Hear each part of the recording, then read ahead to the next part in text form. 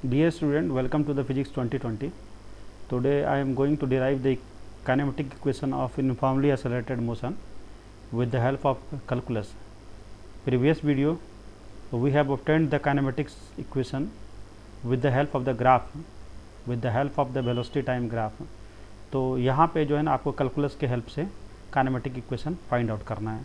तो इसको find out करने के लिए पहले आपको पता होना चाहिए कि जो इंस्टेंटेनियस एक्सेलरेशन है, एक जो इंस्टेंटेनियस एक्सेलरेशन है, एक्सेलरेशन को हम लोग क्या लिख सकते हैं, acceleration is equal to a is equal to, आपको पता है a is equal to this is the d v by D T.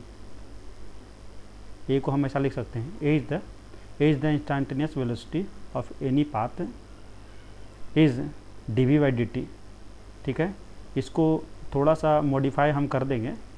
इसको आप क्या लिख सकते हो, D V is equal to A D T, where a is the acceleration, v is the velocity and t is the time period। अभी आपका velocity suppose मान लेते हैं, वेलोसिटी आपका u से v जा रहा है या आपका v नॉट से v जा रहा है, तो हम लोग सिंपली आपको वेलोसिटी को हम लोग लिखते हैं। वेलोसिटी आपका इनिशियल वेलोसिटी है, सपोज मान लो dv को हमने इंटीग्रेट कर दिया, this is the u to v, हमने इंटीग्रेट कर दिया dv को। तो आपको इधर भी राइट हैंड साइड का भी एक्सप्रेशन आपको इंटीग्रेट करना पड़ेगा, this is the a dt। ठीक है, अब इसमें आप देख रहे हो कि जो एक्सेलरेशन है वो आपका कांस्टेंट क्वांटिटी है, this is the constant quantity, तो so this can be taken out. ठीक है, और dt को हम लोग आप क्या लिख सकते हैं, 0 से t आप कर सकते हो। ठीक है, तो 0 से आप t कर दोगे तो ये हो गया this, simply this is the t, ये जब इंटीग्रेट 0 से t चला जाएगा ये। ठीक है, और ये आपका हो जाएगा v। ठीक है, और ये इधर आपका हो जाएगा v और ये आपका u हो जाएगा। तो आप इसको लिख सकते हो v माइनस यू, this is the v, this is the v minus u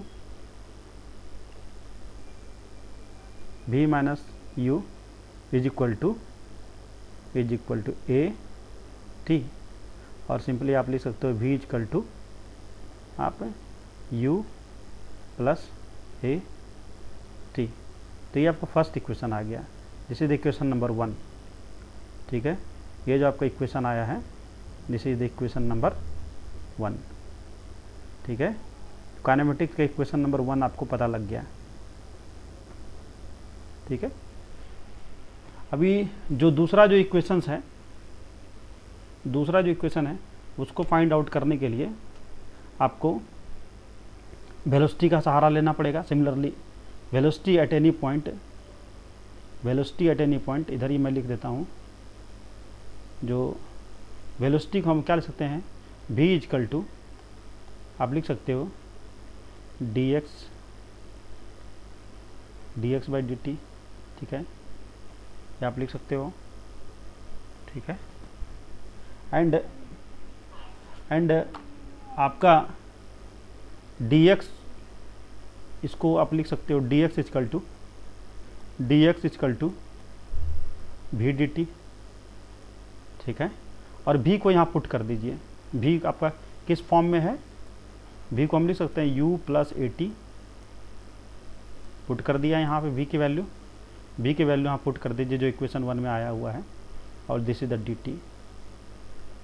ठीक है, dx। ठीक है, अब इसी में आप इसको थोड़ा सा आप मॉडिफाई कर लो, इसको लिख सकते हो, this can be written as, this is called u dt plus a t into D T. ठीक है, ये dx आ गया। अब इसको इंटीग्रेट कर दीजिए, आप इंटीग्रेट कर दोगे, अगर आपने मान रखा है कि आपका जो इनिशियल डिस्प्लेसमेंट 0 है, तो आप यहाँ पर लिख सकते हैं 0 to x dx is equal to integration of this term U D T, ठीक है, प्लस, या इसको आप लिख सकते हो ब्रैकेट में you D T plus A T D T, ठीक है। अब इसमें चूंकि आपका u तो कांस्टेंट क्वांटिटी है, क्योंकि इनिशियल वेलोसिटी इज कांस्टेंट, तो इसमें इंटीग्रेशन दोनों में आपको डिवाइड अलग अलग हो जाएगा। तो इसको आप लिख सकते हो इंटीग्रेशन को, इंटीग्रेशन ऑफ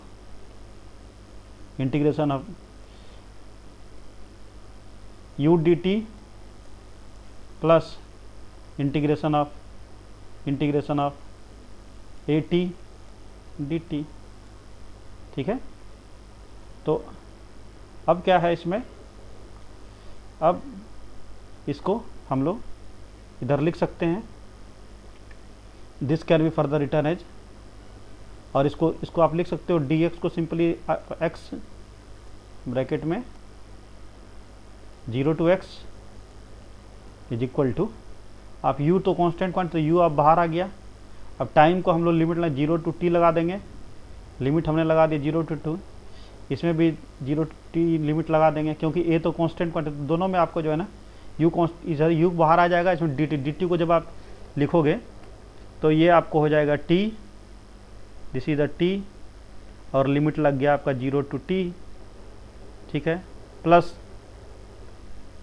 इधर आपका क्या हो गया, a इज कांस्टेंट क्वांटिटी, और t को हम लिख सकते हैं t²/2, इसका इंटीग्रेशन ये होता है, और लिमिट आप लगा दीजिए, लिमिट आप 0 से आप t लगा दीजिए, लिमिट जो भी है। तो इसको फर्दर हम लोग लिख पाएंगे, इसको हम लोग लिख सकते हैं, this is the x is equal to, आप लिख सकते हो यू टी प्लस, ये हाफ तो हो गया, this is the half A T square, ठीक है, ये आपको ये आ गया, ठीक है, ये आपको ये आ गया। अगर मान लेते हैं आपका ऑब्जेक्ट की इनिशियल डिस्प्लेसमेंट कुछ होता तो हम यहाँ पे लिखते, अगर ऑब्जेक्ट का कुछ इनिशियल डिस्प्लेसमेंट होता तो हम लिखते यहाँ पे जो लिमिट आपका है वो x0 से x तक आता, अगर ऑब्जेक्ट का कुछ इनिशियल डिस्प्लेसमेंट होता, ठीक है। तो उसको हम लोग कैसे लिख सकते हैं, if the object is having initial displacement, तो हम लोग क्या लिखेंगे, if the object is having certain initial displacement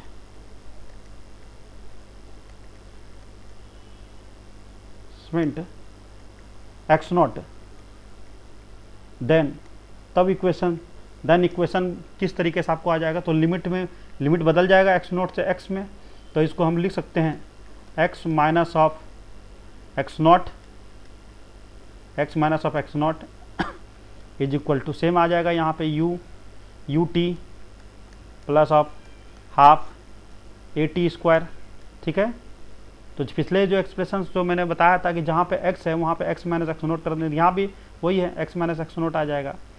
तो फाइनल जो आपका एक्सप्रेशन बनेगा वो कैसा बनेगा, x इज इक्वल टू आपका हो जाएगा x not plus U T plus of half A T square, ठीक है। तो ये इक्वेशन 2 हो गया, ठीक है। ये भी आपका जो इक्वेशन है, ये भी इक्वेशन आपका 2 है, this equation is also second, ठीक है। तो दोनों किसी में आप ले सकते हो, अगर ऑब्जेक्ट की डिस्प्लेसमेंट 0 है तो आपका जो है ना ये वाला इक्वेशन चलेगा, दिस इक्वेशन 2a आप बोल दीजिए, इसको आप जो है ना इसको आप b बोल सकते हैं, इसको आप b बोल दीजिए, दिस इज द 2b, ठीक है। तो आपका ये दोनों चलेगा, ठीक है। तो ये आपका फॉर्म सेकेंड हो गया। थर्ड जो आपका है, थर्ड को थोड़ा सा इस तरीके से हम लोग लिखते हैं, जो इक्वेशन आपका जो थर्ड है, आपको पता है कि आपका जो एक्सेलरेशन जो होता है, एक्सेलरेशन को हम लिख सकते हैं dB/dt, ठीक है। और हम लोग इसको लिख सकते हैं डी बाई डी टी, और भी को हम लिख सकते हैं, भी को क्या लिख सकते हैं, this is the D x. भी को जो आप जो है थोड़ा सा दूसरे फॉर्म में लिख सकते हैं। इसको थोड़ा सा मैं रब कर देता हूँ, ठीक है। इसको मैं लिख सकता हूँ, इसको आप जो है इस फॉर्म में लिख सकते हो कि इसको लिख सकते हो D B by D X into D X by D T, ऐसा हम लोग लिख सकते हैं, ठीक है ना। और डी एक्स बाई जो डी टी है, इस D X by D T ये क्या है, ये वेलोसिटी है, तो हम लिख सकते हैं v into D B by D X, ठीक है। तो a को हम इस फॉर्म में लिख सकते हैं, ठीक है। तो अब यहाँ पे आप क्या कर सकते हो, इसमें इसको थोड़ा सा इधर क्रॉस मल्टीप्लाइड हमने किया, रीअरेंज किया, तो रीअरेंज करने के बाद आपका इसको हम लिख सकते हैं, this can be written as A D x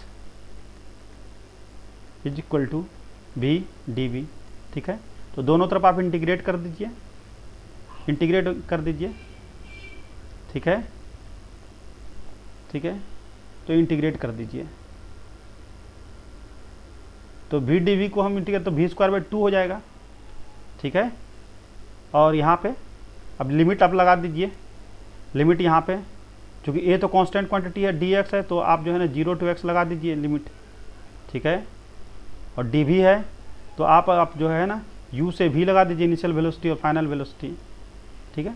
तो इसको आप लिख सकते हो, इसको थोड़ा सा, इसको आप ऐसे लिख सकते हो, this can be written A, ठीक है, ए एक्स हो गया, ये लिमिट लग गया 0 to x, और इसको आप लिख सकते हो वी स्क्वायर बाई 2, और इसमें लिमिट आ गया आपका u से v तक लिमिट, ठीक है।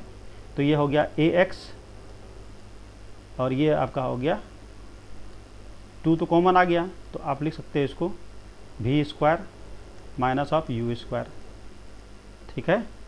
तो अब ये जो आपका जो फॉर्म हो गया, ये जो आपका फॉर्म आ गया,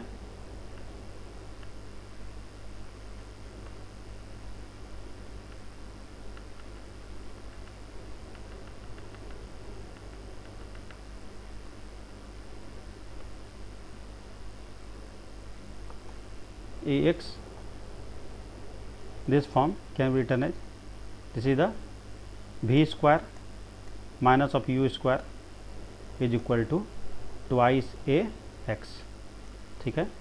तो ये आपका हो गया, ये थर्ड इक्वेशंस आपके आ गए, ठीक है। सिमिलरली अगर आपको इनिशियल वेलोसिटी x नोट दिया हुआ है, तो आप इसको लिख सकते हो v square minus of u square is equal to twice A x minus of x naught, ठीक है। तो ये मान लीजिए आपका थर्ड इक्वेशन है, ठीक है। तो ये थर्ड ए हो गया, ठीक है। तो आप इसी तरीके से आप कैलकुलस के हेल्प से काइनेमेटिक्स के तीनों इक्वेशंस को आप फाइंड आउट कर सकते हो, ठीक है।